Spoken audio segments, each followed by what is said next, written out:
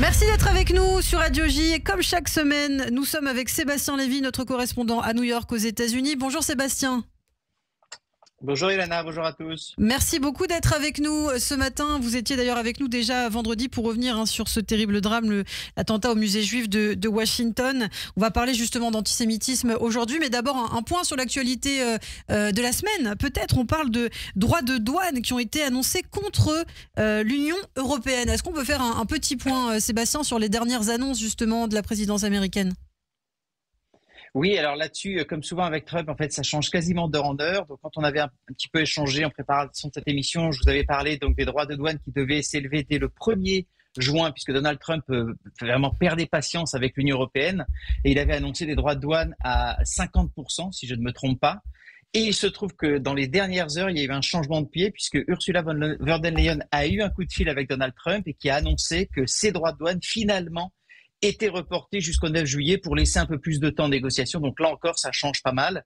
Encore une fois, la fameuse tactique de Trump qu'il avait utilisée avec la Chine, c'est-à-dire monter les enchères très très vite, frapper un grand coup pour ensuite se gagner du temps dans les négociations. C'est juste que pendant ce temps, ça déstabilise évidemment les marchés financiers, les entreprises qui ne savent pas exactement sur quel pied danser.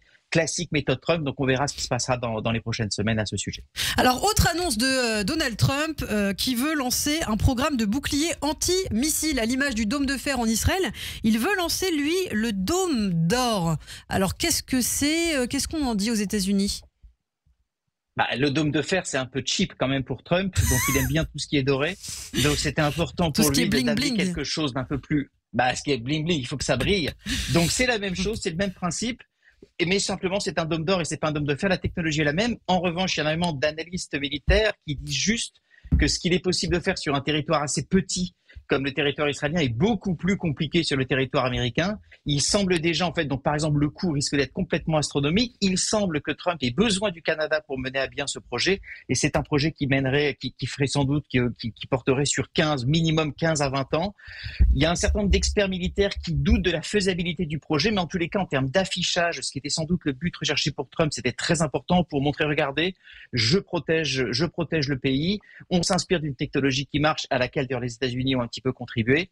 Voilà, donc encore une fois, effet d'affichage, pas complètement sûr que ça ait lieu, on verra comment ça évoluera. Il est possible que Trump se lasse un petit peu de ce projet, mais en tout cas, il en est extrêmement fier pour l'instant. Ça n'est pas sûr qu'effectivement, il soit applicable et faisable.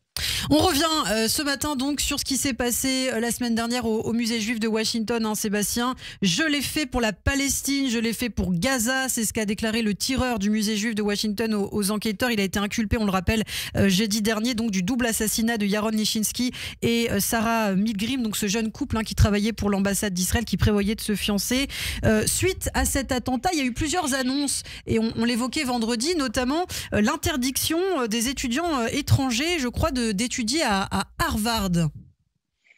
Oui, alors c'est pas complètement sûr que cette annonce, on ne sait pas en fait si elle était prévue ou pas. Ce qui est sûr, c'est qu'elle traduit là encore une fois que dans sa bataille contre les universités, qui est une vraie bataille culturelle qui remonte à loin.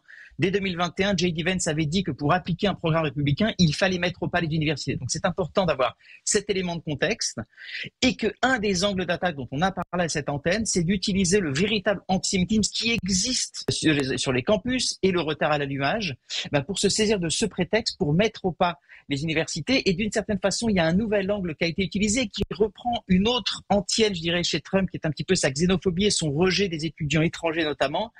Donc il y a une espèce de confusion générale de se dire, écoutez, à cause de l'antisémitisme, j'interdis à Harvard de recruter des étudiants étrangers. Et pour les étudiants étrangers qui sont aujourd'hui à Harvard, ils vont devoir très vite changer de destination, voire rentrer dans leur pays.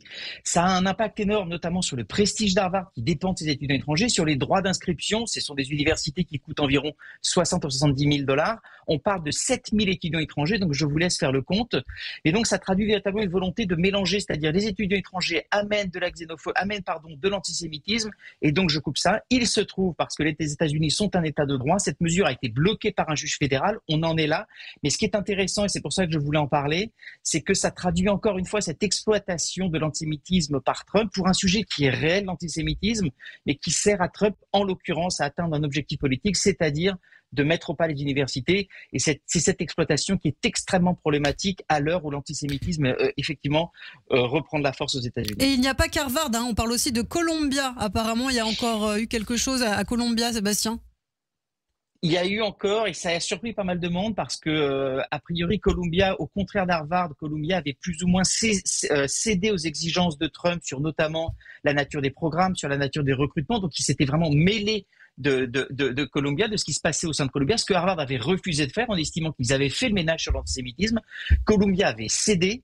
Or, ça ne suffit pas à Trump qui en a remis une couche, et c'est là où on peut penser qu'il y a quand même une petite note de la mauvaise foi chez lui et une volonté d'instrumentaliser. Et beaucoup d'universités voient encore une fois ces attaques redoublées contre Harvard et contre Columbia avec beaucoup d'inquiétude, parce qu'ils se disent qu'elles seront sans doute les prochaines. Encore une fois, cette bataille contre les universités, c'est un marqueur extrêmement fort du Trumpisme, ce qui est problématique en soi, mais ce qui est surtout problématique par rapport à la lutte contre l'antisémitisme, qui est extrêmement importante et qui est aujourd'hui déviée de son objet pour s'en prendre à des universités. Oui, vous dites c'est problématique, Sébastien.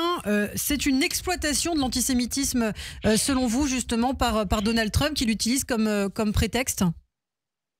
Exactement, et c'est extrêmement regrettable. On est dans un moment extrêmement critique aux États-Unis. On en a parlé vendredi dernier. Vous avez une frange donc de l'opinion pro-palestinienne, des mouvements pro-palestiniens, qui est extrêmement problématique, et j'emploie vraiment une litote, c'est-à-dire qu'on touche à l'antisémitisme pour certains mouvements pro-palestiniens, mais partant de ça, Donald Trump a souhaité criminaliser toute prise de parole pro-palestinienne et donc mélanger à peu près tout. C'est-à-dire que dans certains cercles aujourd'hui républicains et pro-Trump, le simple fait de brandir un drapeau palestinien ou d'avoir un kéfier est vu comme antisémite. Et c'est là où on touche à quelque chose de très embêtant, parce qu'on ne peut pas lutter contre l'antisémitisme efficacement si on se dit que tout est antisémite. Si tout est antisémite, alors rien ne l'est. Et je pense que c'est un vrai sujet. De la même façon, l'exploitation, ça n'est pas que Trump. Et moi, j'étais extrêmement choqué de ce qui s'est passé dans les jours qui ont suivi cet acte odieux antisémite. Vous avez eu notamment un ministre israélien, Shikli, qui a accusé le gouvernement français canadien qui veut reconnaître la Palestine d'avoir armé le bras du terrorisme. Vous avez eu des échanges entre hommes politiques de gauche et de droite, chacun se renvoyant la hausse de l'antisémitisme aux États-Unis entre Eliyahu et Yair Golan. Je pense que ce sont des moments qui sont assez graves pour ne pas exploiter l'antisémitisme, que ce soit par Trump ou des hommes politiques israéliens, voire des ministres. Je pense que le sujet est extrêmement grave. Et que donc il ne faut pas tout mélanger, et c'est très très important de ne pas encore une fois mélanger un acte politique qui appelle à la reconnaissance de la Palestine et un acte antisémite. Je pense que c'est des choses très très graves. Encore une fois, le sujet est tellement grave aux États-Unis que si on mélange tout, si on est dans cette confusion, on est dans quelque chose qui est extrêmement problématique pour la lutte même contre l'antisémitisme. Instrumentalisation donc de l'antisémitisme, si on vous suit bien, y compris par des membres du gouvernement israélien, hein. C'est ce que vous dites, Sébastien. C'est en tous les cas, alors c'était Amiram Shikli, mais aussi le ministre Eliyahu qui a accusé, alors pour le coup accusé, qui s'en est pris aux propos d'Yair Golan, qui effectivement eu des propos plus que maladroits en disant vous avez armé le bras du terroriste qui a tué des juifs, ou Amiram Shikli qui a dit ce sont les gouvernements qui appellent à reconnaître la Palestine qui ont eux aussi armé le bras du terrorisme. Je pense que c'est extrêmement irresponsable d'utiliser ce type de propos. Le sujet est assez grave aux États-Unis comme ailleurs pour ne pas mettre de l'huile sur le feu, et je pense que c'est très très important d'être capable d'avoir des discussions politiques sur la Palestine, par exemple, sans que ça dérive et sans que ce soit surtout qualifié nécessairement d'appel à la haine. Ce sont deux choses complètement différentes, et je pense que c'est juste quelque chose que je voulais rappeler, parce que j'insiste, je vis ici, je vois ce qui se passe aux États-Unis, et ceux qui se réjouissent le plus de cette grande confusion, ce sont les vrais antisémites qui disent regardez, puisque tout est antisémite, eh bien rien ne l'est, on exagère ce phénomène, alors que ce phénomène est vraiment très important. Peut-être un dernier mot pour terminer, il nous reste moins d'une minute, Sébastien, suite à cet attentat au musée juif. Est-ce qu'il y a eu des restrictions peut-être qui ont été imposées à certaines communautés juives, à New York notamment? Est-ce que le climat a un petit peu changé sur place? Le climat est lourd, il était lourd, il est encore. Je ne peux pas vraiment vous dire qu'il y a eu des mesures particulières depuis, mais ça s'inscrit encore une fois dans une vraie dérive et une vraie prise de conscience des autorités depuis des années, que le sujet est assez grave pour être vraiment pris au sérieux. Donc pas de grands changements aujourd'hui, mais en tous les cas, oui, clairement un climat lourd. Comme je l'ai dit vendredi dernier, un pas a été franchi, quelque chose s'est passé, quelque chose de nouveau aujourd'hui s'est produit. Donc il y a un sens de sécurité qui était déjà très écorné chez les juifs américains et qui l'est encore plus depuis cet acte antisémite de jeudi dernier. Eh bien, merci à vous, Sébastien, d'avoir été avec nous. Merci beaucoup. On vous retrouve la semaine prochaine avec plaisir. Radio J, 15h-16h, Cyrielle Sarah Cohen. Je vous donne rendez-vous du lundi au jeudi pour le moment culture de Radio